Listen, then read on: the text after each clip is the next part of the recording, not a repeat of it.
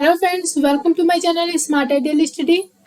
दोस्तों, इस वीडियो में पंचायती राज से संबंधित जितने भी इंपॉर्टेंट क्वेश्चन है वो आप लोगों को इस वीडियो में मिलेंगे, जो कि प्रीवियस ईयर क्वेश्चन है, जो कि एग्जाम में पूछे जा चुके हैं।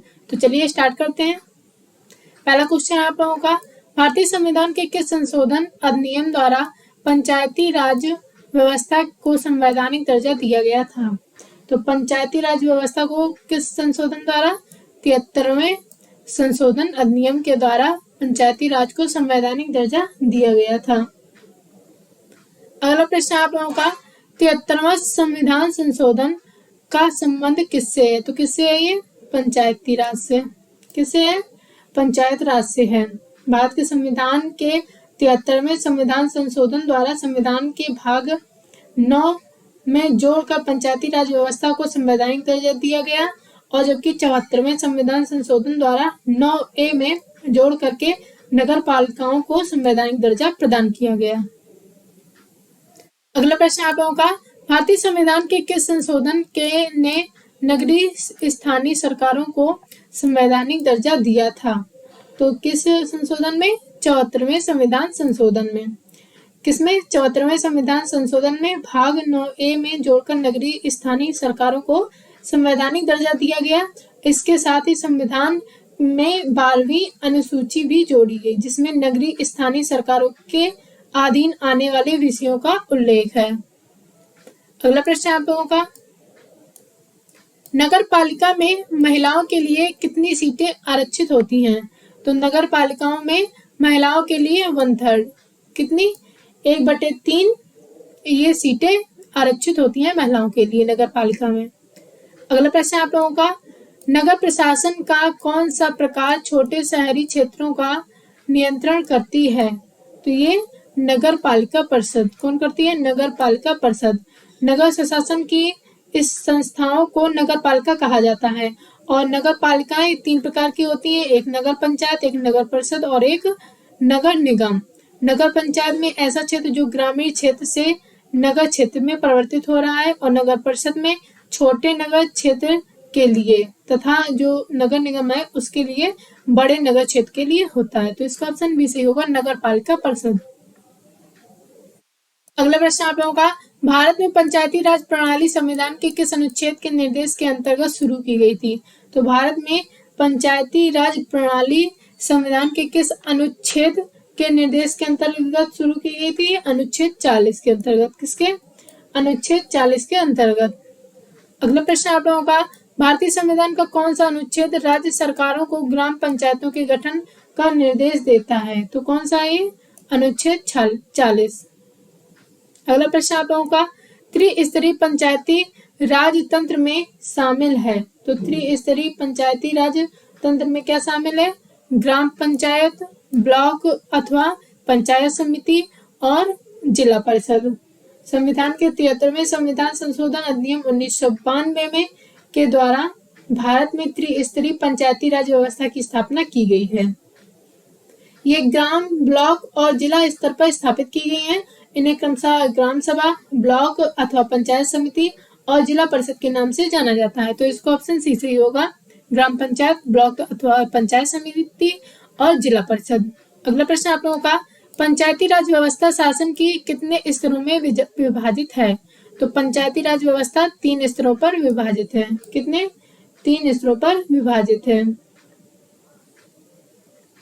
नेक्स्ट क्वेश्चन आप लोगों का, निम्नलिखित में से कौन सी संस्था पंचायती राज संस्था नहीं है? तो वो कौन सी नहीं है?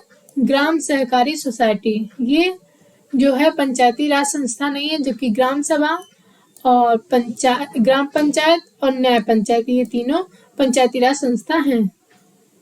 नेक्स्ट क्वेश्चन आप लोगों का, भारत में त्रिस्तरीय पंचायती राज प्रणाली का प्रस्ताव किसने किया था? तो ये किसने किया था? बलवंत राय मेहता समिति ने। भारत में त्रिस्तरीय पंचायती राज प्रणाली का जो प्रस्ताव है वो किसने दिया था? बलवंत राय मेहता समिति द्वारा किया गया था, और इस समिति का गठन 1957 में बलवंत राय मेहता की अध्यक्षता में किया गया था। अगला प्रश्न आप लोगों का, पंचायत समिति किसके प्रति अपने कार्यों के लिए जवाबदेही होती है? तो पंचायत समिति जो है वो किसके प्रति होती है? जिला परिषदों के प्रति होती है। पंचायती पंचायत समिति जिला परिषद के प्रति अपने कार्यों के लिए जवाबदेह होती है। अगला प्रश्न आप लोगों का, किस समिति आयोग ने केंद्र और राज्य संबंध की जांच की? तो किसने? ये सहकारिता आयोग ने। सहकारिता आयोग का जो गठन है वो 1983 में केंद्र और राज्य के मध्य संबंधों की जांच तथा सुझाव देने के लिए किया गया था। सहकारिता आयोग ने वर्ष 1988 में अपनी रिपोर्ट सौंपी थी। अगला प्रश्न आप लोगों का, पंचायती राज प्रणाली पहले किन दो राज्यों में लागू की गई थी? तो पंचायती राज प्रणाली जो है वो पहले कौन कौन से दो राज्यों में लागू की गई थी? आंध्र प्रदेश और राजस्थान में। किसमें? आंध्र प्रदेश और राजस्थान में। ये पंचायती राज प्रणाली का जो आरंभ है 2 अक्टूबर 1959 को तत्कालीन प्रधानमंत्री जवाहरलाल नेहरू द्वारा राजस्थान के नागौर से किया गया था, जबकि आंध्र प्रदेश में नवंबर 1959 में इसका आरंभ किया गया था। 73वें संविधान संशोधन अधिनियम 1992 द्वारा सरकार ने वर्ष 1993 में इस व्यवस्था को संवैधानिक रूप प्रदान किया था। तो इसका ऑप्शन ऐसे ही होगा। कौन से दो राज्यों में लागू की गई थी पंचायती राज प्रणाली सर्वप्रथम? वो है आंध्र प्रदेश और राजस्थान। अगला प्रश्न आप लोगों का, निम्नलिखित में से किस राज्य में सबसे पहले पंचायती राज अपनाया था? तो ये सर्वप्रथम किसने अपनाया था? राजस्थान ने। कहां पर हुआ था? राजस्थान के नागौर जिले में। अगला प्रश्न आप लोगों का, लोकतांत्रिक विकेंद्रीकरण का क्या आशय है? तो लोकतंत्रीय जो विकेंद्रीकरण है उसका क्या आशय है? स्थानीय सरकार। क्या आशय है?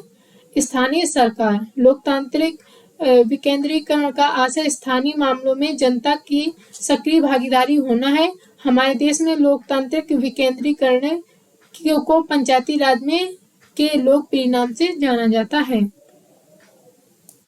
अगला प्रश्न आप लोगों का, भारत में आधारिक लोकतंत्र निम्नलिखित में से कौन सुनिश्चित करता है? तो ये कौन सुनिश्चित करता है? ये करता है पंचायती राज। कौन करता है? पंचायती राज सुनिश्चित करता है। अगला प्रश्न आप लोगों का, पंचायती राज किस सिद्धांत पर आधारित है? तो पंचायती राज जो है वो किस सिद्धांत पर आधारित है? सत्ता के विकेंद्रीकरण पर। किस पर आधारित है? सत्ता के विकेंद्रीकरण पर। अगला प्रश्न आप लोगों का, नगर निगम का अध्यक्ष कौन होता है? तो नगर निगम का जो अध्यक्ष होता है वो कौन होता है? महापौर। ये नगर निगम का अध्यक्ष होता है। ये आप लोगों के वल्नरेबल क्वेश्चन है, जिसमें आप लोगों का पहला क्वेश्चन है, नगर प्रशासन का कौन सा प्रकार संक्रमणकालीन क्षेत्रों का नियंत्रण करता है? तो ये करता है नगर पंचायत। अगला प्रश्न आप लोगों का, नगर पालिका के सदस्य बनने के लिए न्यूनतम आयु क्या होती है? तो जो नगर पालिका के सदस्य बनने के लिए न्यूनतम आयु होती है वो क्या होती है? 21 वर्ष। अगला प्रश्न आप लोगों का, नगर पालिका के सदस्य कितनी अवधि के लिए चुने जाते हैं? ये 5 वर्ष के लिए चुने जाते हैं। नेक्स्ट क्वेश्चन आप लोगों का, किस संवैधानिक संशोधन ने भारतीय संविधान में भाग 9 में नगर पालिका जोड़ा था? तो ये हुआ था 74वां संविधान संशोधन अधिनियम, इसके द्वारा जोड़ा गया था। अगला प्रश्न आप लोगों का, नगर प्रशासन का कौन सा प्रकार बड़े शहरी क्षेत्रों का नियंत्रण करता है? तो ये कौन करता है? नगर निगम। अगला प्रश्न आप लोगों का, किसे पंचायत का मुखिया भी कहा जाता है? तो ये कहा जाता है सरपंच को। नेक्स्ट क्वेश्चन आप लोगों का, पंचायत समिति, जिला परिषद तथा ग्राम सभा में से शासन के बढ़ते स्तर के आधार पर कौन सा क्रम सही है? तो ये ग्राम सभा, फिर पंचायत समिति और फिर जिला परिषद। अगला प्रश्न आप 73वें संवैधानिक संशोधन अधिनियम के द्वारा भारतीय संविधान में कौन सी अनुसूची जोड़ी गई थी? तो कौन सी अनुसूची जोड़ी गई थी? 11वीं अनुसूची जोड़ी गई थी। अगला प्रश्न आप लोगों का, ग्राम पंचायत किन से मिलकर बनती है? तो ग्राम पंचायत किन से मिलकर बनती है? वार्ड पंच या सरपंच से मिलकर और सरपंच से मिलकर बनती है। अगला प्रश्न आप लोगों का, एक ग्राम पंचायत कई छोटे क्षेत्रों में बटी हुई होती है, यह क्षेत्र क्या कहलाते हैं? तो ये कहलाते हैं वार्ड। अगला प्रश्न आप लोगों का, पंचायत समितियों की सहायता से कौन सभी ग्राम पंचायतों में राशि के वितरण की व्यवस्था करता है? तो कौन करता है? जिला परिषद करता है। अगला प्रश्न आप लोगों का, पंचायती राज व्यवस्था में एक मध्यवर्ती स्तर है जिसे किसके रूप में जाना जाता है? तो पंचायत समिति के रूप में जाना जाता है। अगला प्रश्न आप लोगों का, किस राज्य ने सर्वप्रथम पंचायती राज अपनाया था? तो ये किस राज्य ने सर्वप्रथम पंचायती राज अपनाया था? राजस्थान ने। ये आप लोगों के पंचायती राज से संबंधित जितने भी इम्पोर्टेंट क्वेश्चन थे वो आप लोगों के इस वीडियो में हो गए हैं। अगर आप लोगों को वीडियो पसंद आई हो तो वीडियो को लाइक करें, शेयर करें और मेरे चैनल को सब्सक्राइब करें। आगे हम ऐसे ही टॉपिक वाइज वीडियोस लाते रहेंगे। तब तक के लिए धन्यवाद। मिलते हैं आप लोगों से अगले वीडियो में।